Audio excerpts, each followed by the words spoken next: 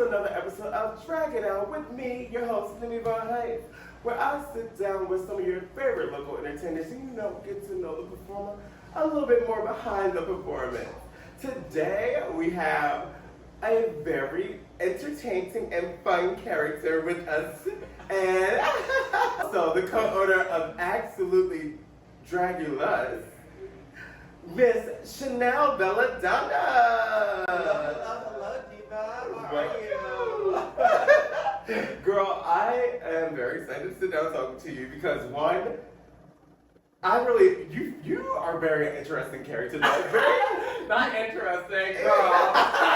You're interesting. Because that's the thing. Because the whole tea is you are very quiet. And very stuff. But baby, in the back rows, you be yeah, if you get to know me, I feel like I'm an introverted extrovert in that sense. I am very reserved, and I try not to involve myself in a lot of the drama.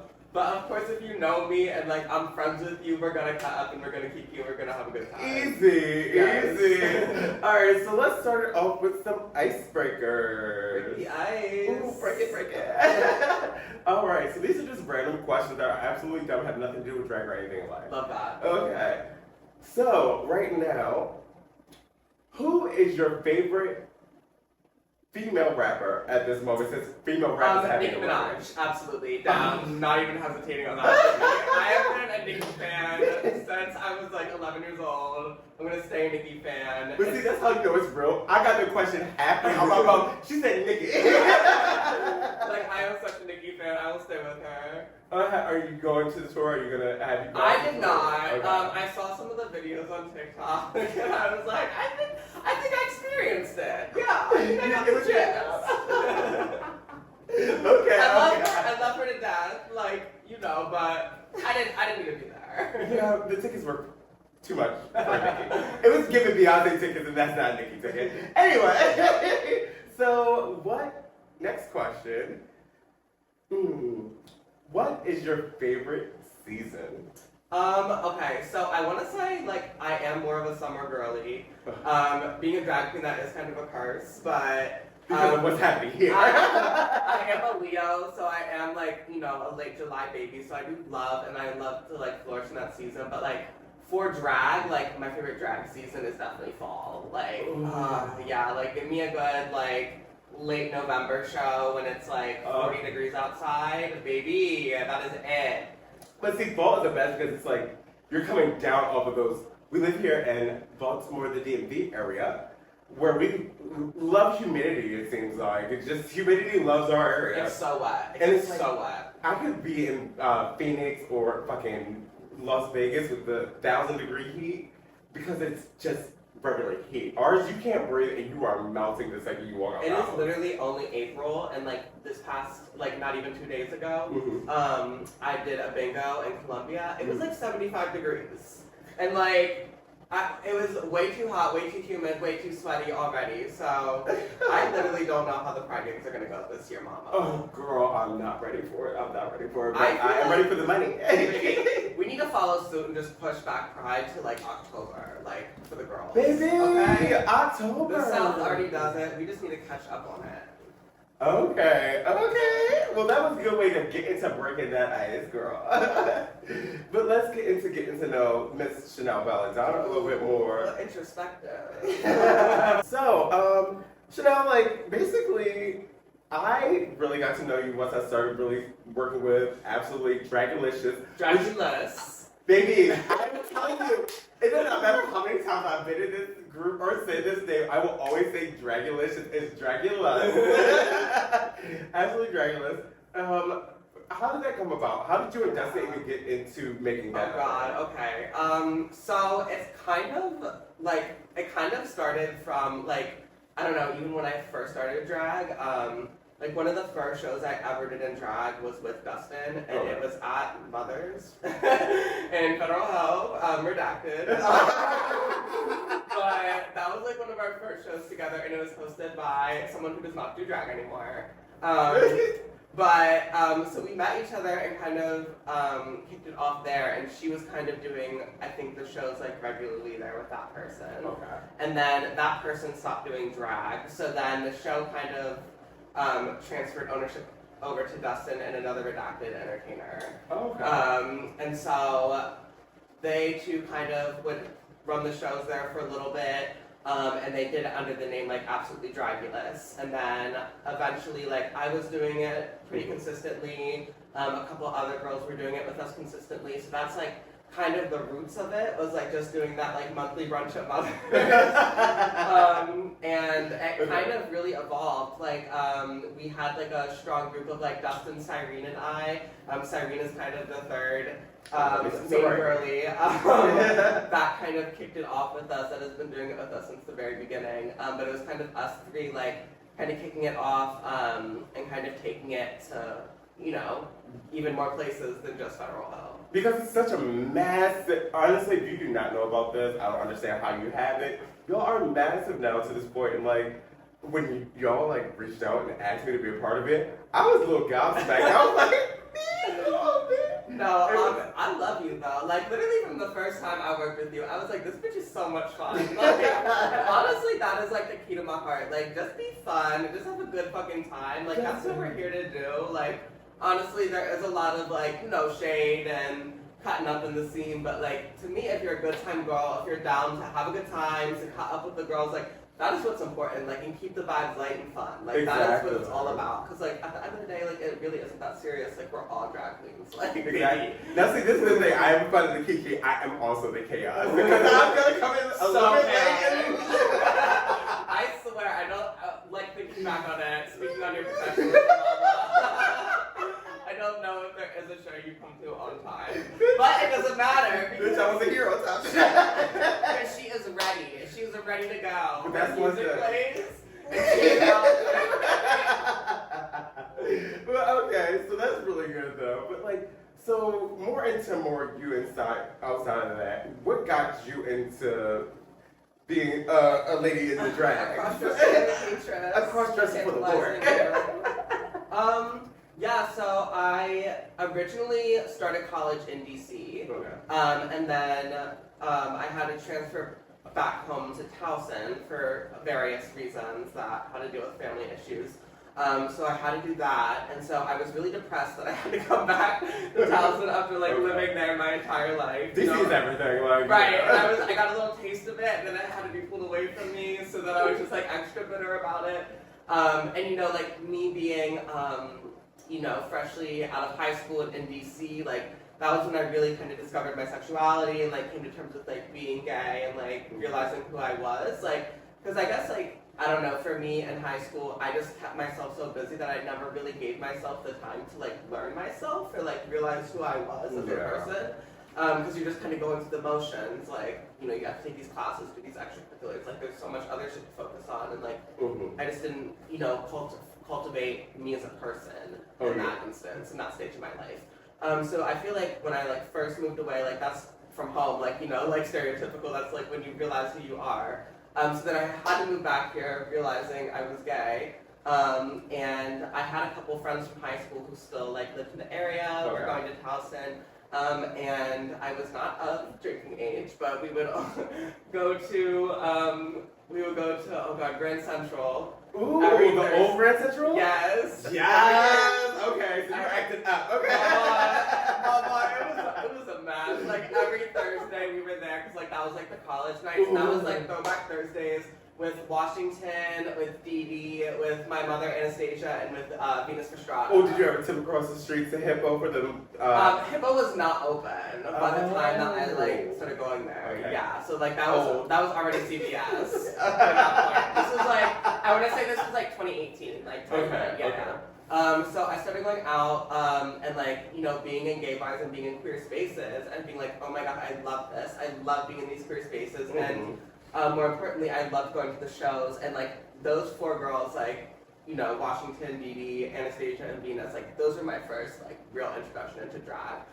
kind of on the sideline. My brother was always in my ear, like, Drag Race, like, you should watch this show, Drag Race, like, it's so cool. And this was, like, you know, right around the time, like, season 9 had just finished airing, so, like, it was kind of in, like, that time. So you were late into Drag Race. I was, yeah, because, like, again, like, I didn't come to, like, terms that, like, I was being gay until, like, I went to college in, like, late 2016, 2017. Okay.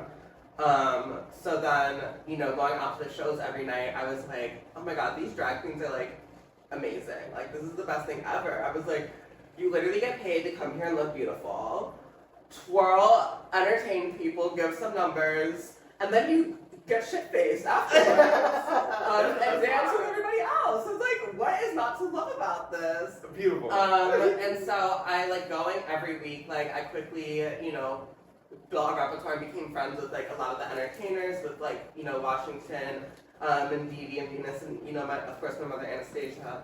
But then, I would always do, like, you know, they would be like, okay, like, you know, for the intermission, let's do an audience twerk off. Like, who wants to twerk? And I was like, me, bitch. Like, Me in the crowd. But also, you got to drink for free. So I was, like, also trying to get a free drink from that.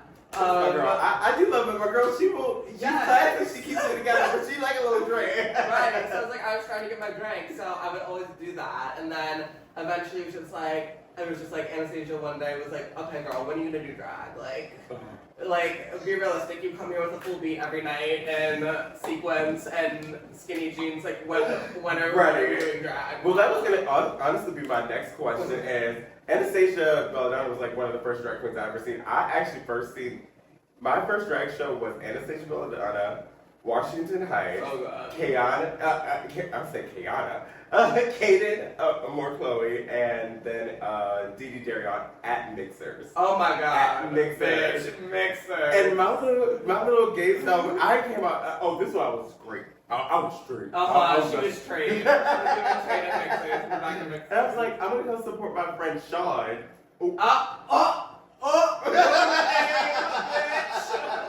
She's gonna get you for that. I'm gonna believe that part. I was going to support my friend that started doing drag. And then I walked in there, but also I was a closeted, like, day one Drag Race fan. I moved into my... What was the first season you watched? Season 1, episode 1, day 1. Like, as it aired on television. Yeah. And I didn't even start drag until, like, season 10 or 11. Okay. So it was, like, a long time. But I went to go see them perform, and I fell in love with all 4 of those girls, and that's why all 4 of them are, like, still close to me. So what I wanted to know was how you and Anastasia, and I understand now, what is the relationship between y'all? Yeah, so, like, obviously, like, going out, like, every night there, and, you know, seeing the girls and everything, that's how I built, like, an initial repertoire, and, like, got to know everybody. But I felt like, you know, Anna and I were just, like, the same person. Like, we would just be loud as fuck at the bar after the show, taking shots, trying to get trade, like, mama. Anastasia is probably one of the funniest people that you will ever be able to. Oh my god, it's so funny, and that laugh is just fucking insane. So when it, like, came time to do drag, she was like, okay, so, I'm booking you in your first show in a month. You have a month to get ready. Ooh. Good luck and don't fuck it up. And I was like, great. And to be honest, I will say this, like, it wasn't the most support for me starting off. And I will say I did, like, one thing that she really, I will say that really instilled in me was, like, a really strong work ethic, as well as the ability to really hone in and create my own identity as a performer. I think that was the strongest thing that she was trying to teach to me and impress upon me. Don't do this because everybody's doing it. Don't do this to mimic anybody else. Do this to be you, and do this to express who you are at the end of the day. Don't copy me, don't copy her, don't do what this bitch is doing just because this, that, and the other. Do it because it's you. And do it because it's coming from you, like, at the end of the day. And so, honestly, I think that was one of the most valuable lessons I ever could have learned. And I was really thankful, and it was really humbling to learn that lesson early on. Honestly, that's a very real lesson. And what you just said, know that there's going to be some drag queens that are going to be born after this that are going to need to take that advice and listen to that advice because that's very important. Like, people will think that it's just about getting out here and getting the family name, and now you got the family name, and then now it's like, you're one.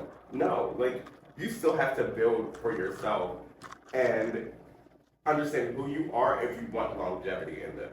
Correct. And, you know, I did initially think, oh, I'm taking this person's name, like, that's gonna open, like, all these doors for me. That's not the case at all. Like, you still have to put in the work, you still have to be the one to make connections with people and to network yourself and to really be your own biggest advocate at the end of the day. It doesn't matter what name you have attached to yourself, it doesn't matter what notoriety the people who came before you had, it matters what you do at the end of the day. 100% that, because, like, yeah, mine is open a few windows. Okay. But also, like, let's get into more about you, though. This fucking mug. Ooh. I've seen it go through a bunch of different phases, and every phase has been a great one. Well, what's the evolution of your makeup? What is your love of makeup? So of course, like, me realizing I was gay, I was like, okay, like, I'm kind of interested in makeup. Mm-hmm. So, you know, I started diving into, like, boy makeup and, like, boy beats, but, you know, that was, like, 2016, 2017, 2018 time, so, okay, it was all mattifying, mama, it was all, like, but also, like, everybody was doing drag makeup, like, on the day-to-day, like, it was always a colorful eye, it was always a cut crease, like, the brows were always blocked, like, it was always on. So that's kind of, like, the era of makeup I, like, started doing my makeup in. I blame the Kardashians. Yes. Go ahead. Well, and it obviously was not this good to start. You know, I was one of those people then, when I was doing boy makeup and it was time to do drag makeup, I was like, oh, I really don't have to paint that much, because mama, I look good. Like, my face is right. Like, these cheekbones aren't in. They like, are. This nose is small. Like, I don't need any of that contour shit. Like, oh, like, if you look at early pictures, I'm like, where's the contour? There was not a single dot of blush in sight, which is insane for me now. Oh, because the blush is where you live. Honestly, though, I love your blush, and I love the white and then the dye. Yeah. Because you do it very well, and like a lot of people can't really get that. It's the okay, trick of the trade, use the trade, the little NYX, or no. Yeah, no, it is NYX, the NYX white liner. Ooh, the stick? That's the dip one with the little brush. Okay. That's how I do it, that's how I get that little shape, and I do that for my nose and my lips, too. Secrets of the trade. Secrets of the trade. But yeah, and then, of course, like, doing drag, I was so insecure too when I like first started my drag. I was like, I really don't feel comfortable even doing my own makeup. So my brother would help me out a ton, and I would like make him. I'd like do my eyes at least, and then like I would do the rest of my face or something. Like help me even map that out. And that's why I feel like you look at like older pictures of me, my eyebrows are like all the way up here, and like baby, you know, I'll tell you one thing. My Your face is one of the faces I look at. I was like, bitch, she does drag makeup. I'm drag. And that was coming from a mother who was not wearing a lot of drag makeup. I will say, I love Anastasia. I love me some Anastasia, but I get what you're saying. She's a natural mug, and she does that down, mama. I cannot get away with that. Like, oh, baby, absolutely I'm not. telling you, every time I put makeup on my face, it's a hope and a prayer that I look somewhat like a lady. But then kind of throughout, like, COVID and everything, like, as drag, like, really took... It was more online. It really took a backseat for me at that point because I was working at a job that was, what do you call it? Like, it was essential during the pandemic. Essential, okay. Yeah. So I was an essential employee during the pandemic, so I was working the entire time on my day job. So I didn't really feel motivated to like even then do drag like in the pandemic. And yeah. So outside of drag, I am a veterinary technician and I'm a manager at an animal hospital. So it is a very like intense job like outside of drag. Kind of the nice thing though that since I moved into management, like I'm allowed to be a little more flexible with my schedule. So if I do have like a show on a Wednesday, like I can just adjust my schedule and like let my team know, you know. So it's like kind of easy to work around. However, I did have to learn to set a lot of healthy boundaries for myself when, you know, especially first moving to DC and taking the job that I have now. Like first moving to DC, there's drag every night of the week there. Monday, Tuesday, Wednesday, Thursday. Every night of the week. And I was saying yes to all of it when I moved there. I was like, oh yeah, you need me in a show? Absolutely, I'm there. And so it just burnt me out so fast, like having to be at work, having to go home, get in drag, go out, and kind of like another layer to that, like I don't really show it, I don't really like publicize it, but I'm also someone with a chronic illness and a chronic condition, so like on top of that, that builds on top of everything else. It's like never something I want to use as a crutch or an excuse of like why I didn't feel like I was meeting all the expectations set out for me, and that's why then I had to learn how to adjust like what expectations were being expected of me. You know, ultimately you do have to take a step back and you do have to look at the balance of who am I out of drag, who am I in drag, how do I meet both of those things, and at the end of the day still keep it healthy and sustainable, to still do it for a long time, because hello, I enjoy doing this, like I want to do this for a long time. And you do it well. I had to learn to say no to all the weekday gigs. I had to learn, you know, to take your time and take your space. And so, and that's also why, like, you know, the business with Dustin has been really helpful, because it's like, you know, we mostly schedule like all of our stuff on Saturdays and Sundays, like, and so we make it really easy for ourselves to like, okay, weekends is for Chanel and Dustin, like weekdays. And also, y'all, the thing about this, absolutely Dragulicious brand, I'm telling you, absolutely Dragulous. I'm gonna stop saying Dragulicious. Anyway, like y'all book out months in advance, like most drag queens do, but y'all do it like. Yeah, I will say, Dustin keeps a rigid spreadsheet. No, but she has that down tight, like, and that is something that I really love. Like, that's why I feel like we work so well together, because everything that I am not, she is. And everything that she is, like, she handles all the financials, she handles all the organization for me. Because what I want to know is that at least twice a month, I'm going to see y'all face on a flyer somewhere. Right. and like, I love the way that y'all made this group for us, and y'all made it really fair. It wasn't like y'all are just like picking who y'all want to do.